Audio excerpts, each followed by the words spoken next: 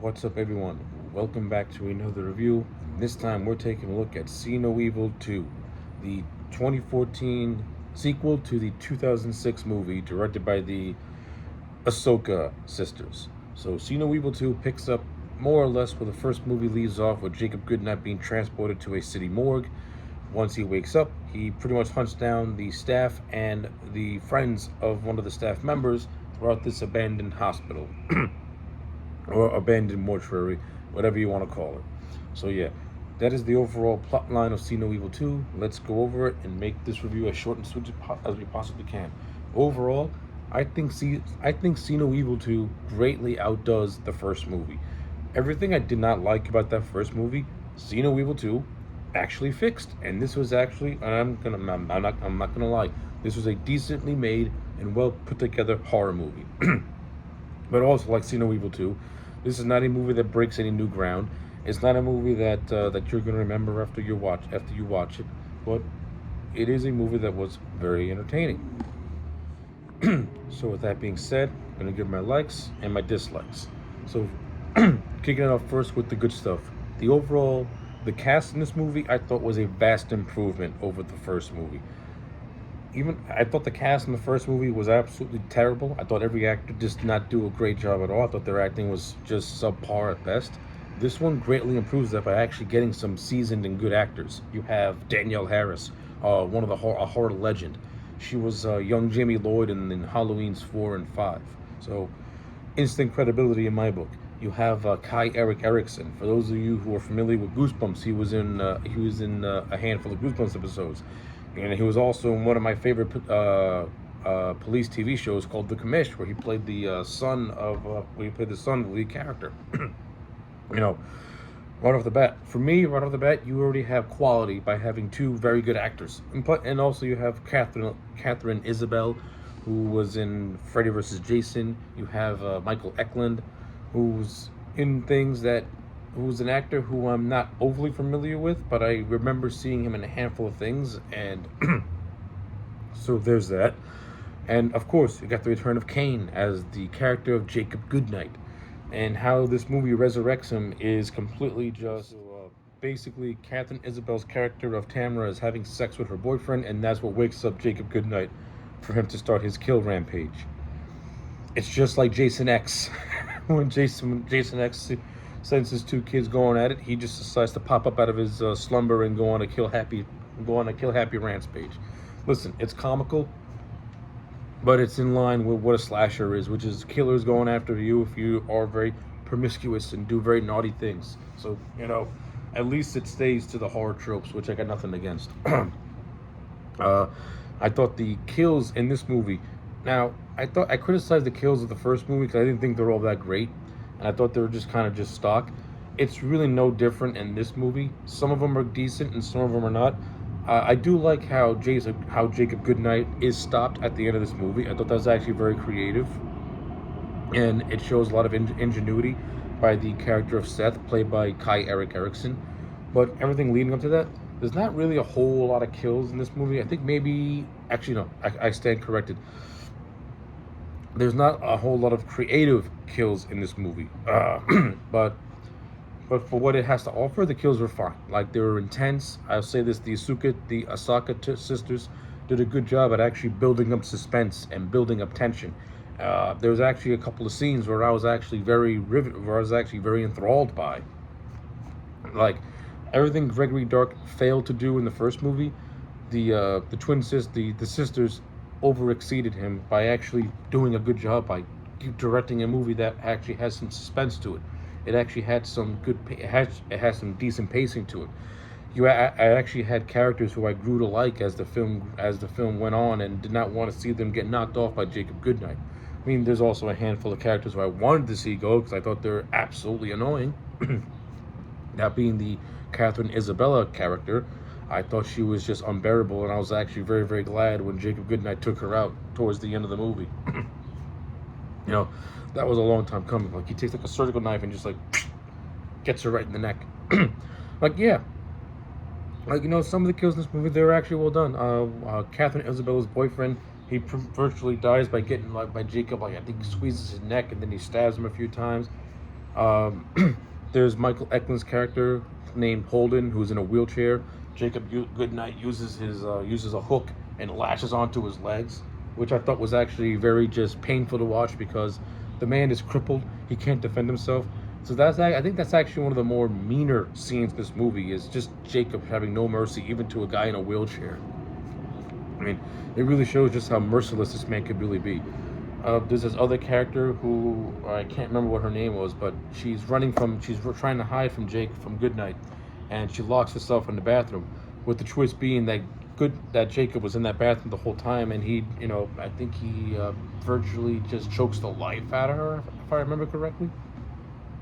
Like, this movie has Jacob doing a lot of choking and not a lot of doing other good stuff, to be honest with you.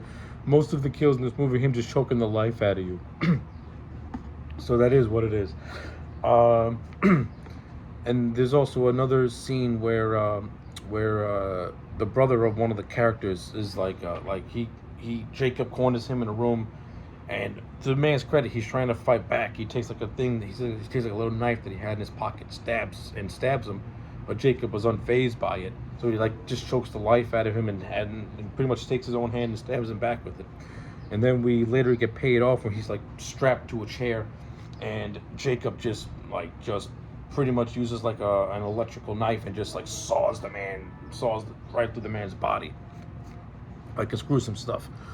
And then we're left with the characters of Amy and Seth, played by Danielle Harris and Kai Erik Eriksen, who were my two favorite characters in this entire movie. I'm not a fan of how Amy met her demise. It's very unceremonious, and it just happens completely out of nowhere as a shock.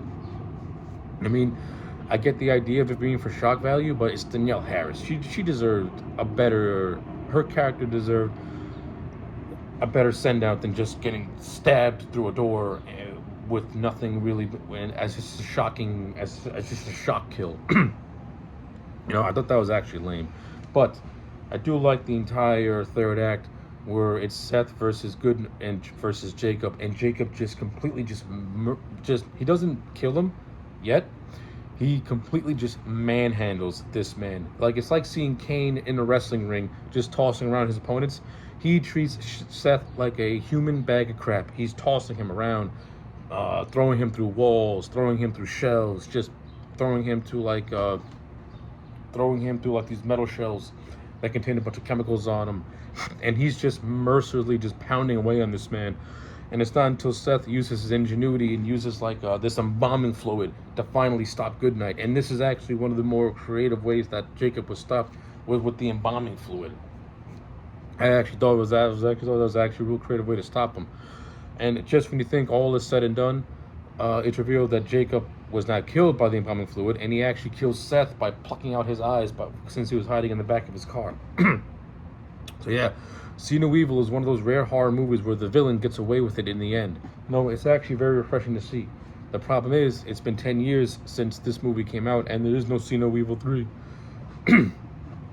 which is kind of a shame, because I would like to see a third movie.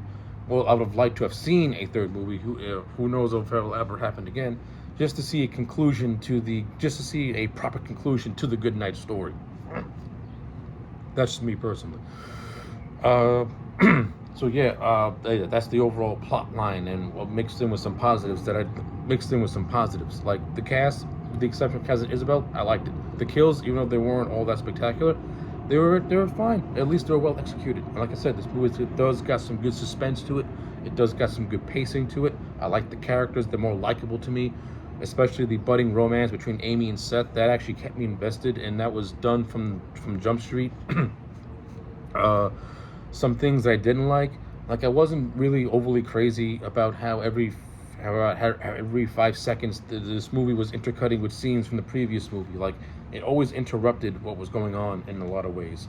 But then they integrated it in ways where it was actually done where it was done well.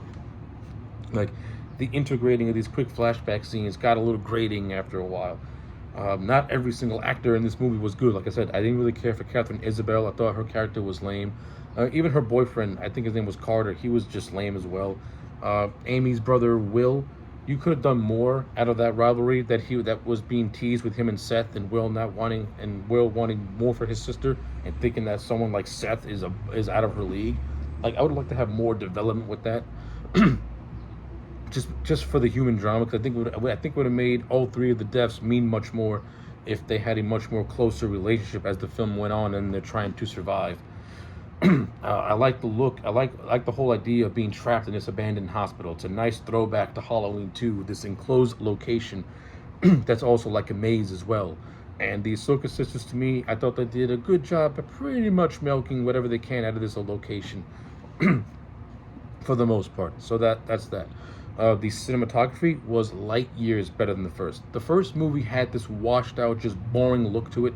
This one has a nice, slick, polished look to it. But it also the sisters do a good job at contrasting with their shadows and stuff like that. So the visual presentation of this movie is light years better than the first. So yeah, that's pretty much really all I got to say about See No Evil 2. This is not a slasher movie that's going to break new ground or anything like that. Like, you're not going to remember this movie after you watch it, but as you're watching it, I think you're going to be fully entertained. Like, if you liked the first one, or let's just say this, let's say if you liked the first one, you'll like the second one. If you didn't care for the first one, but you're curious about the second one, then you'll see that the second one did a lot of improvements to the first. Made a lot of improvements, and it's actually a better constructed and better made movie. So with all that being said, I'm gonna give See No Evil 2 a solid 6 out of 10. Give it a watch. Why not? It's only 90 minutes, so it's not like it's gonna drag its feet. And as usual, Kane is absolutely just imposing, terrifying, menacing, and this man was just made to be a horror icon. And it's a shame that Jacob Goodnight never took off. So yeah, those are my thoughts on See No Evil 2. Let me know yours in the comments sections down below. Like the video and subscribe, and I'll check you back next time for more.